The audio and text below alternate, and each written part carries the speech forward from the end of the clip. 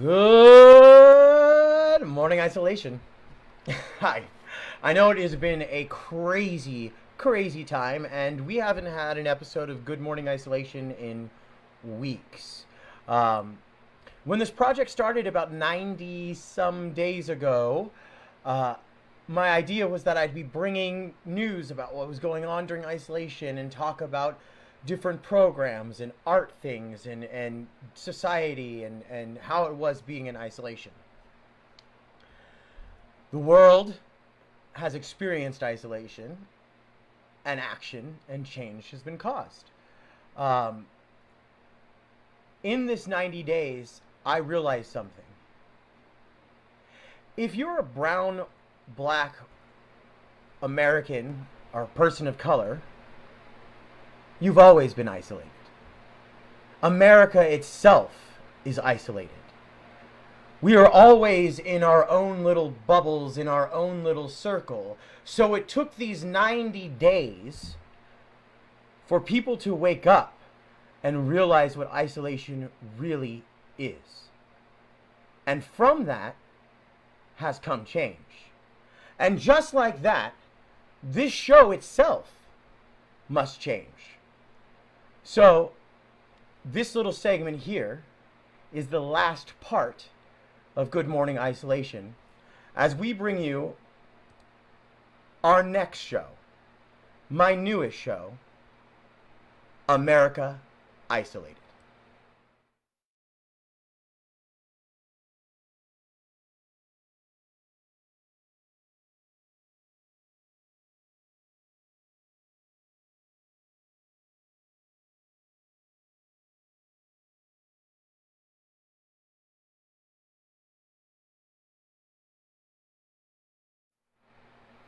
Hello, and welcome to the first episode of America Isolated. America Isolated will focus on political activists and theater and art that changes the world. It is my true belief that art has the power to change the world. We've seen it from time in and time out. I talked to my friend Morgan Lancaster just yesterday on our episode of The Show Must Go On, and I said this. I said, the reason why America's never had a national theater, the reason why America does not pour money into arts is because they're scared of revolution. They're scared of change. And art is where change comes from. Art is the mirror that we put up to society. When you go to see a play, it is a mirror to what we're doing. In that episode, we talked about Chekhov and Stanislavski and the Russian movement of theater. If you haven't seen it yet, go check that out. But this show, America Isolated, will be focused on change and the power of theater and lifting up voices of people who have been oppressed for far too long. Tonight, I am extremely excited to have one of my dearest friends. I pretty much family. We went to college together. She's a political activist, an actor, a singer, a poet, an artist, everything and everything. One of my best friends in the entire world. She's extremely talented. And she is putting together an amazing event in San Diego on Juneteenth. And so we're going to bring her in. Her name is Ebony Muse. Let me bring Miss Ebony in.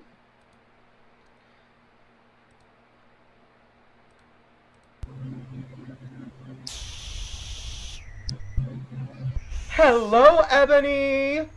Hi. So, before we get into all the political stuff and everything you're doing, I just want to let everyone know that Ebony was my college roommate for all of like 2 weeks. And we realized that we cannot live with each other, but we love each other so much, so much. We went to school together.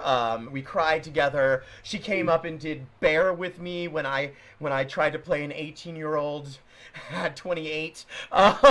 We've done so much amazing stuff together, and you've grown amazingly since since we've known each other at PCPA. You've worked for SeaWorld, you've worked all over the places, you've traveled, you've worked for the Freedom Riders, you've worked for a whole bunch of different things. Like, you have been busy.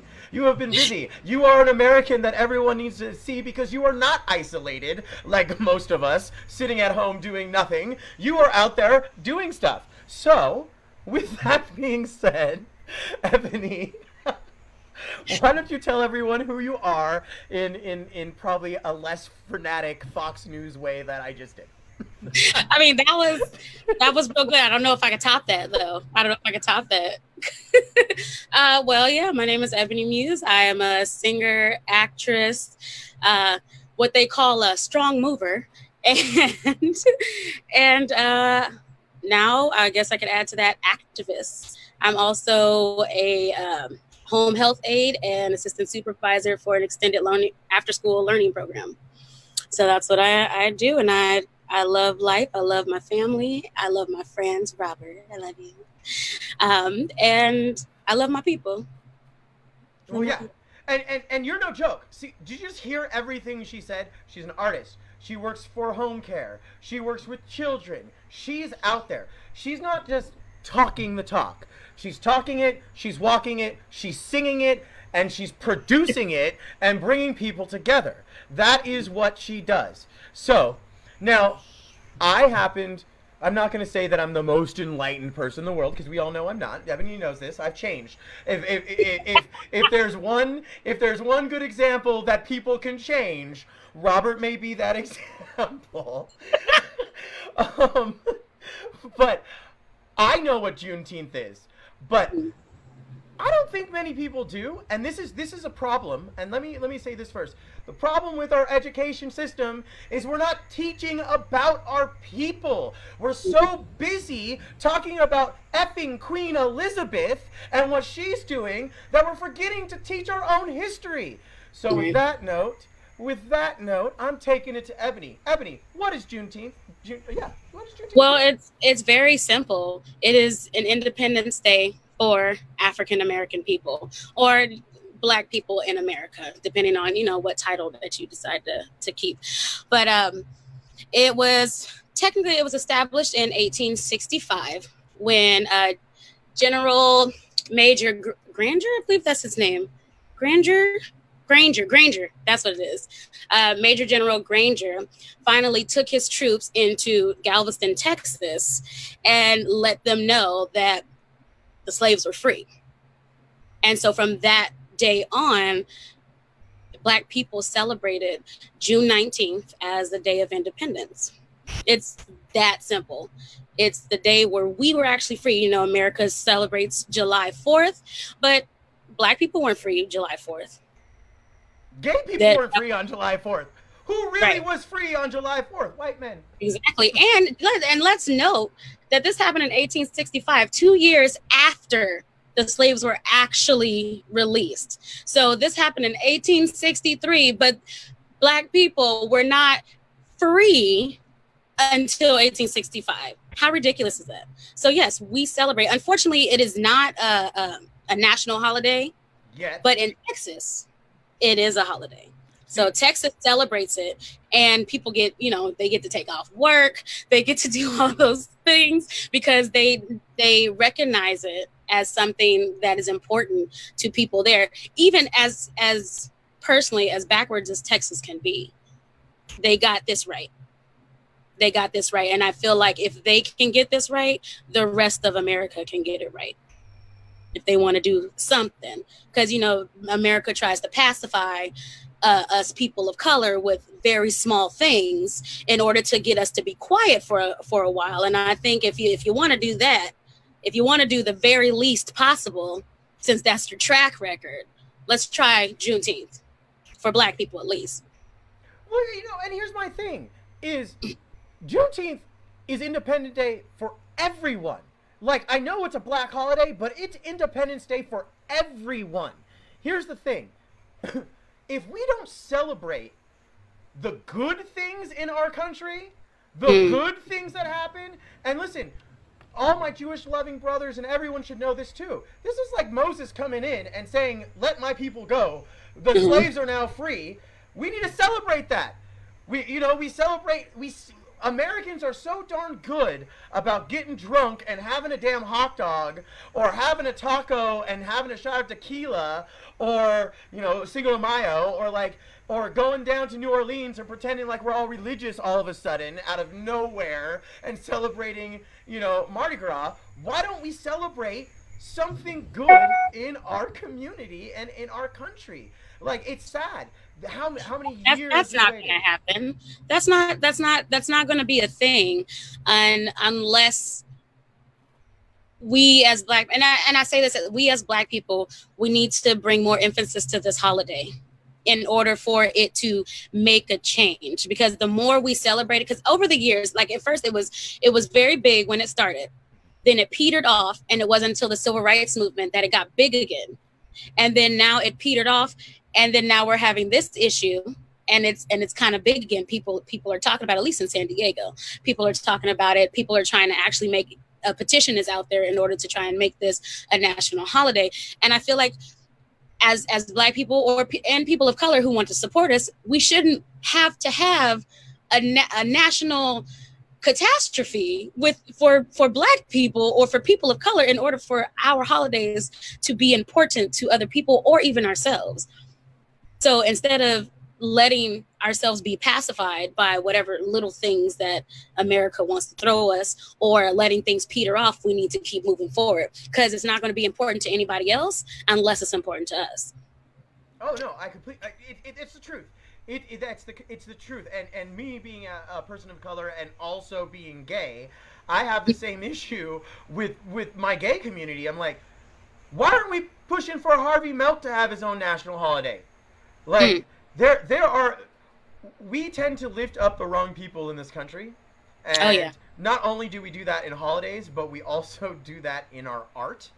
And one of the biggest movements that I've been seeing going on, and maybe because I'm art focused, is this understanding or this willingness to open up. First of all, a bunch of artistic directors have been fired all over the nation.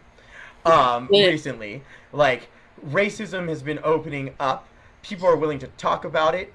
But the other thing that is interesting, and I hope it sticks around, is all of a sudden, people are interested in people of color as lead roles. What? I mean, you could be Black and play Romeo? Yes, you can. Yes, you frickin' can.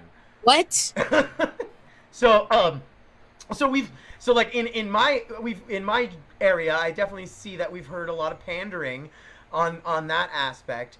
But one thing that you're doing is you're taking something like I talked about in the beginning of the show, the power of art, and putting it to the streets, to a park, to an and the beautiful thing is I always tell my husband, one of my favorite styles of protest was that 60s sit and sing. And that's basically what you're bringing back. Mm-hmm. So can you tell everyone about that? So it's on Juneteenth. It's happening on Juneteenth. And we wanted to have this event on this day because, one, it's a celebration of our culture, but also it was in response to the climate of the world and to Donald Trump having his rally in Tulsa, Oklahoma on Juneteenth. So we said, okay, we need to clap back. That's why we chose this holiday. So we wanted the clap back and we wanted the celebration. We wanted to do all the things at once. But this originally started as something that was going to be small, a bunch of artists getting together, social distancing within an amphitheater, and then performing on stage and live streaming it for people to watch. We couldn't get the theaters to let us in, so we decided to sit in a public area and do this. And once we posted that we were doing this in a public area, it took flight. It caught fire. And it's amazing within a week how much it has grown. We've got so many people just asking to come and help. We got organizations that are in Oceanside that want to come and help out. We've got Ben and Jerry's coming to give out ice cream. We have 35 plus artists, sound systems, and food from restaurants and Black owned businesses. We have like, we're also going to live stream it. We have SD protests coming and helping us, and we've got like medics and ground control. We have a Black men's religious group that might be coming in order to show solidarity with all our Black people. And we are LGBTQIA plus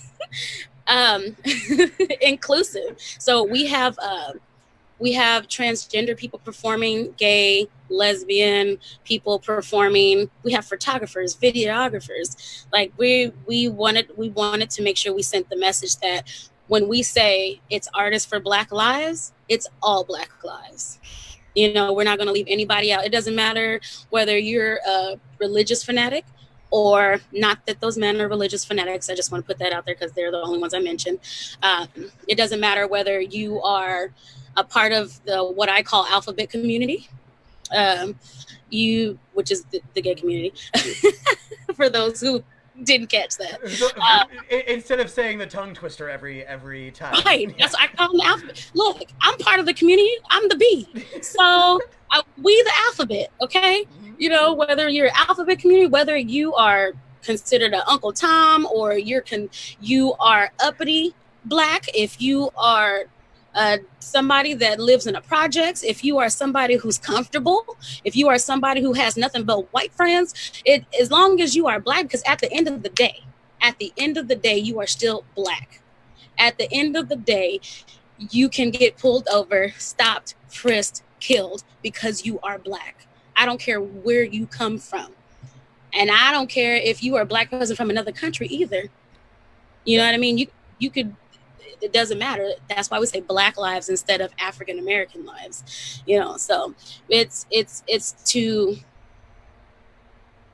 amplify the Black voices, the Black artists, bring in the love, show the love, and also it's an artistic protest. Yeah. Because we will have signs.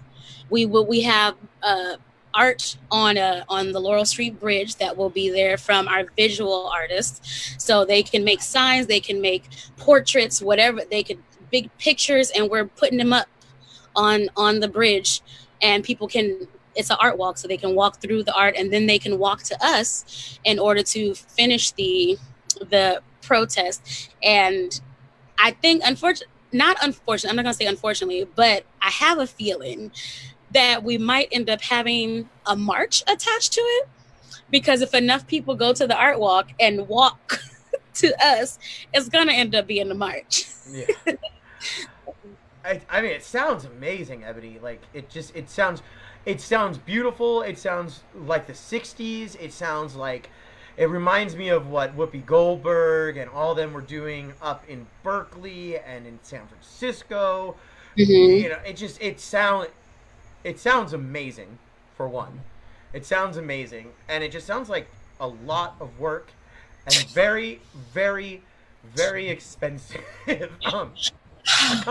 Coming from a producer side, like, it sounds. And here's the thing: is me and you are very similar on the aspect. Is we're not trying to, like, raise money for a thing. Like, we're not trying to bring in a bunch of money.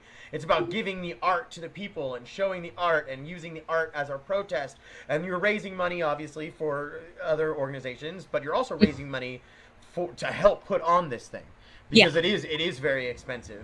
And yeah, we've had a good response from people donating. It wasn't, hey, this is what we need. We just said, if you want to donate, you can send it here, or you can bring physical things. And we've just had a huge response on both sides of people bringing physical foods and snacks. And we made sure, individually wrapped.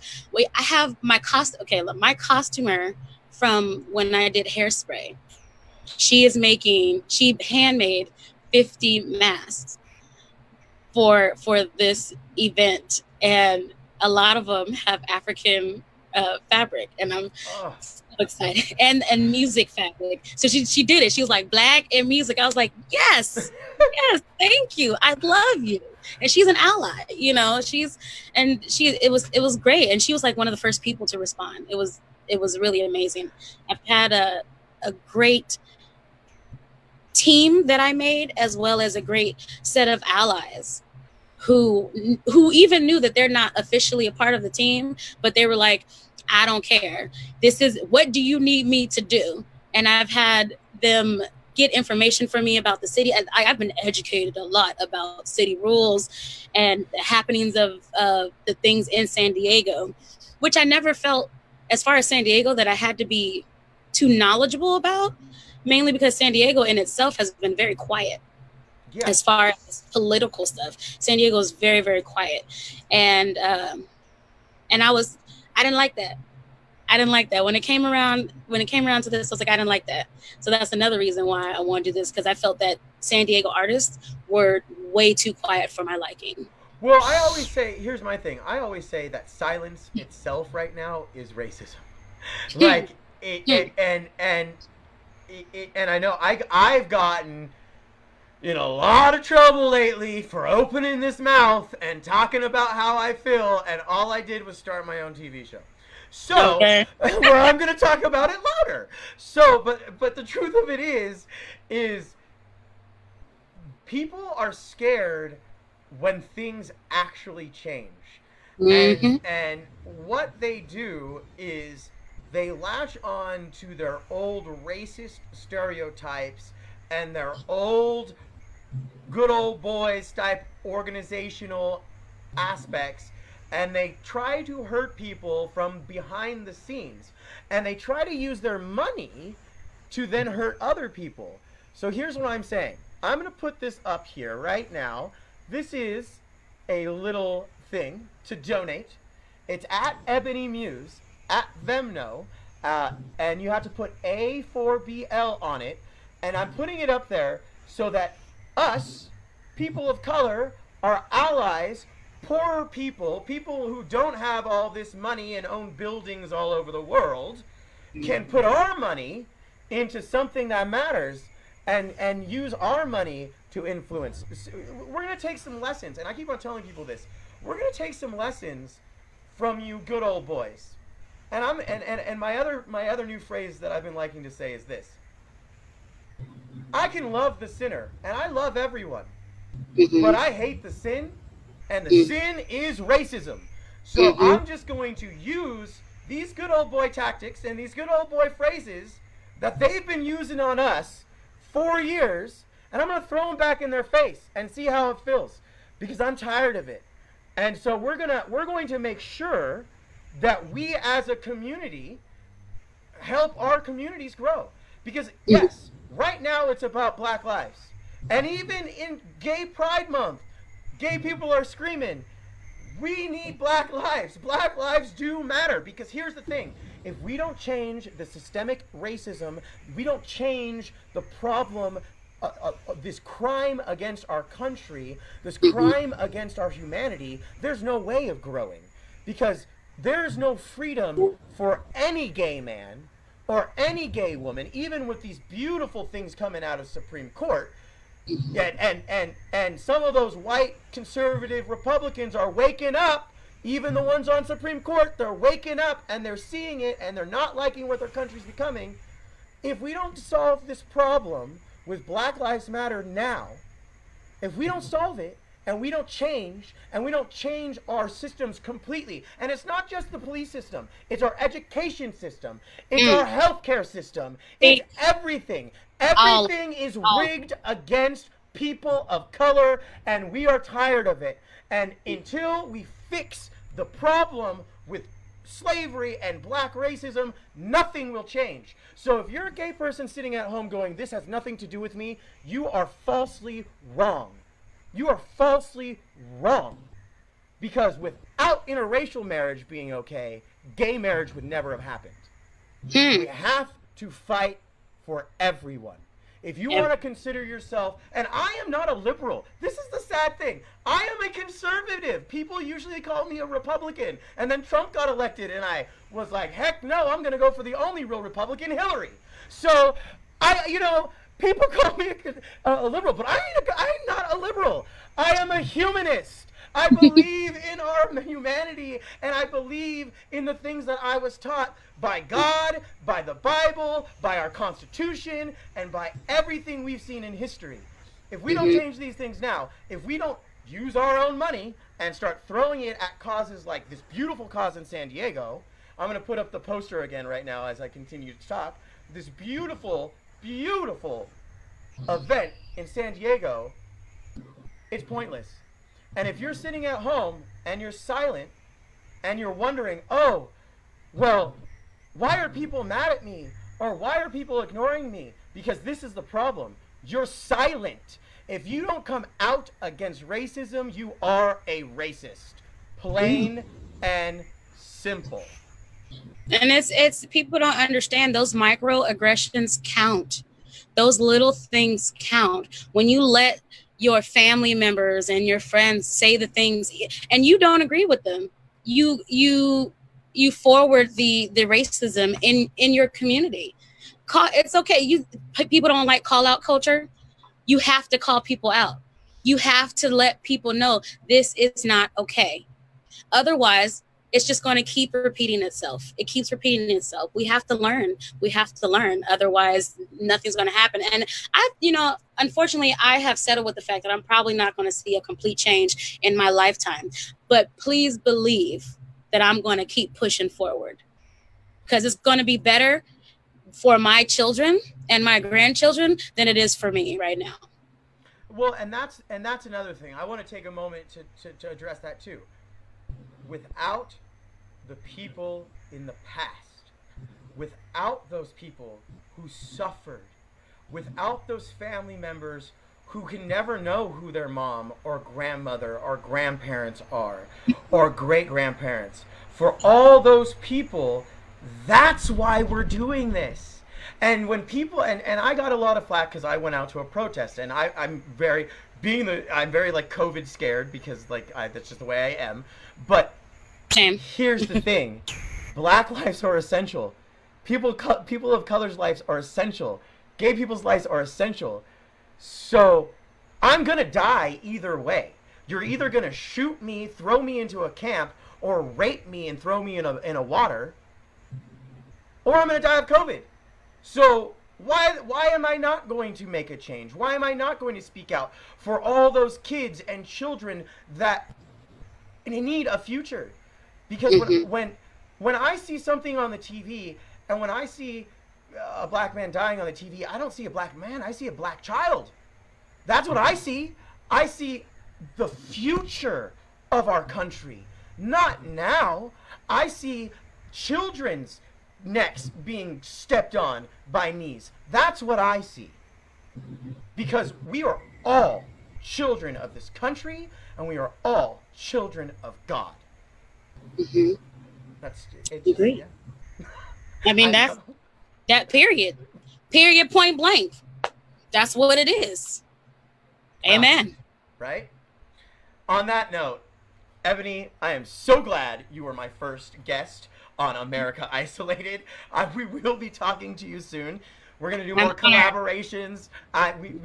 We will continue to do work, and I cannot wait. Oh, by the way, Thursday is our last podcast. We are taking Friday as a national holiday, and so we expect all of you to watch the live stream. Once they give me the link, I'll just put it on our Facebook page so that we'll send that everywhere so people can see it. And we will do our own blast on that. So you won't see me on Friday, but you'll see her, and you'll see some amazing talent. So make sure you're watching that. Look at those nails. She is ready. She is ready. We love you. Thank you. We love America, and we know that there is a brighter future. Amen. Amen. Thank you, Robert. Love you. Woo, that was fun. Okay. Woo, I could breathe. How's that? What did you think? I thought that was cool.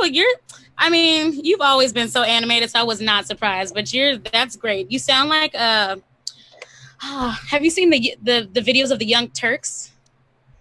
The Young Turks. Yeah, the Young Turks. No. There's usually